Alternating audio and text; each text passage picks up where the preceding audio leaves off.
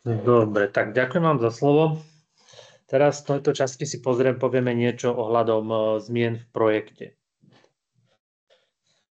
Projekt by mal byť implementovaný v súlade s podpísanou zmluvou NFP, čo sa týka obsahu, časového harmonogramu a výdavkov potrebných na jeho implementáciu.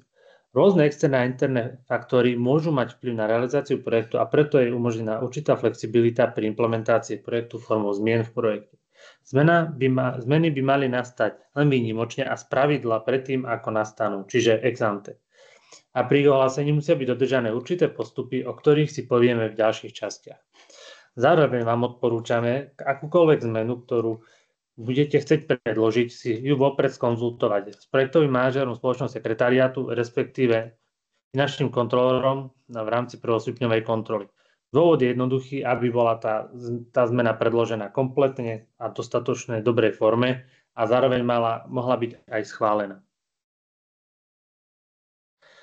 Na uvedenom slajde môžete vidieť typy zmien podľa toho, aké môžu nastať. Základné rozdelenie je na podstatné zmeny a povolené zmeny. Rozdiel medzi týmito dvomi zmenami je, že podstatná zmena je tá, ktorá nesmie nastať a má za následok odstúpenie zmluvy o NFP, čiže koniec samotného projektu. A ďalšou zmenou je vlastne táto povolená zmena a s touto zmenou budeme prichádzať do kontaktu najčastejšie. Takže, tak ako som už uviedol v predchádzajúcom slade, je potrebné zabezpečiť, aby hlavný partner zabezpečil počas realizácie projektu, ako aj v období udržateľnosti projektu, že nedôjde k podstatnej zmene.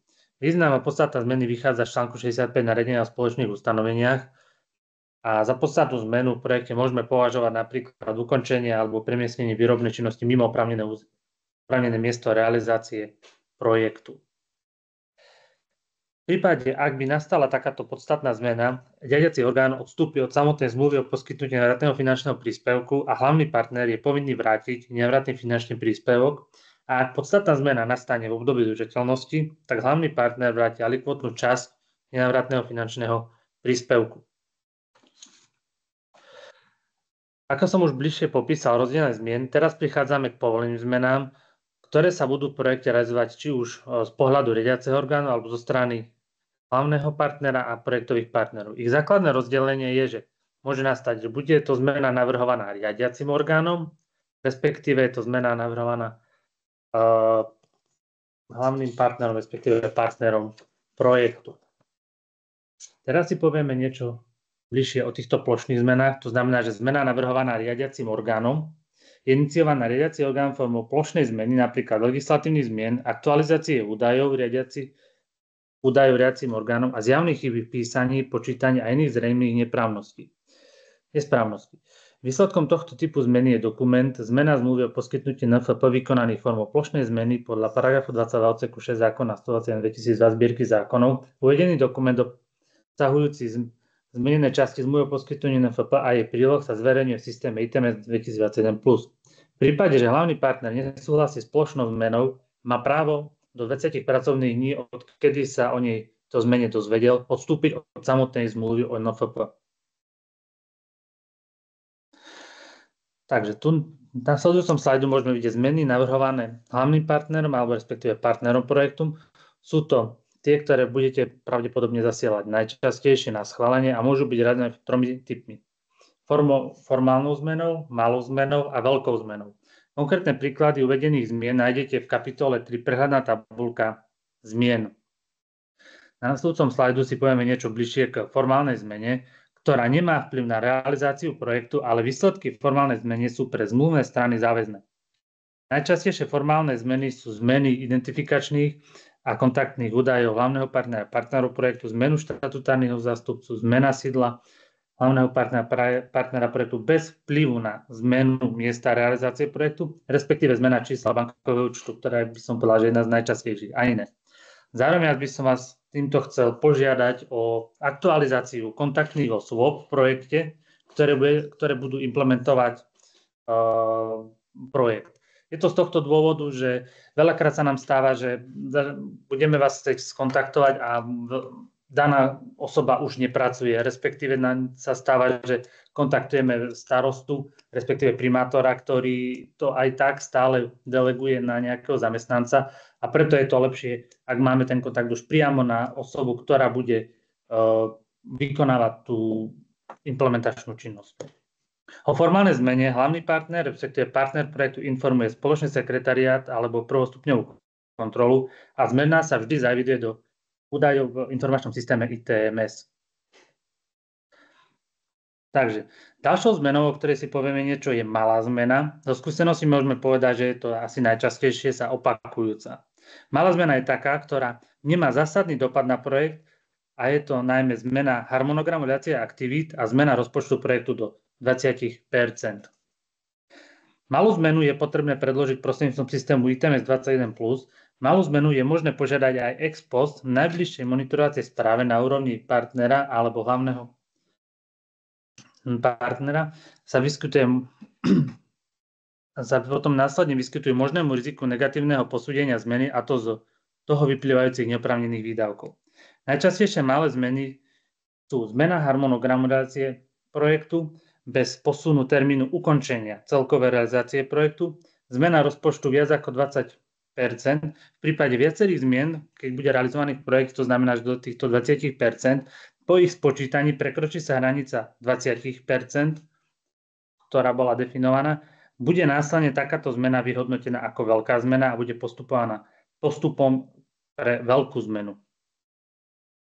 Výnimka. Na nasledujúcom slajdu je, dá sa povedať, niečo nové oproti predchádzajúcemu programovému obdobiu a to je výnimka, že v prípade, ak je zmena rozpočtu prekročená o 20% medzi rozpočtovými kapitolami, ale nebudú prekročené limity za danú rozpočtovú kapitolu, napríklad náklady na externé odborné znalosti a služby o 5 000 eur, náklady na vybavenie o 5 000 eur a náklady na infraštruktúru a stavebné práce o 15 000 eur, bude aj naďalej schvaľovaná ako malá zmena a nie ako veľká zmena.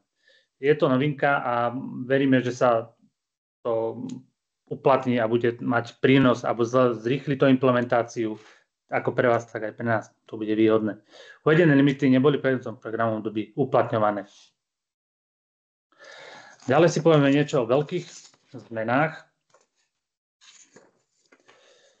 Ide o významnú zmenu v projekte. Veľké zmeny sú riešené na základe odôvodnenej žiadosti o zmenu a môže byť v závislosti od svojho charakteru vykonaná v režime ex ante alebo ex post. V podstate veľká zmena oznamená ex ante môže nadobudnúť účinnosť najskôr ku dňu podania žiadosti o zmenu v projekte cez ITMS 21+, respektíve ak nie je v obsahu schválenia ustanovené inak. K veľké zmene vykonávanej ex post sa dodatok vyhotovuje najneskôr pred žiadosťou o platbu, ktorá zahŕňa výdavky dotknuté schválenou zmluvou o poskytnutiu FP a v prípade schválenia nadobúda účinnosť od času, kedy skutočne nastal, ak nie je v obsahu schválenia ustanovené inak. V prípade veľkých zmien rozhoduje riadiaci orgán, spoločný sekretariát a monitorovací výbor podľa nasledovných zásad a zmeny by mali byť relevantné pre dosiahnutie stanovených cieľov projektu alebo sú v zmysle programovej dokumentácie. Zmeny by mali zároveň zohľadniť obdobie realizácie aktivít a musia byť v súlade s MIPom 3 oprávnenosť výdavkov. Administrácia prebieha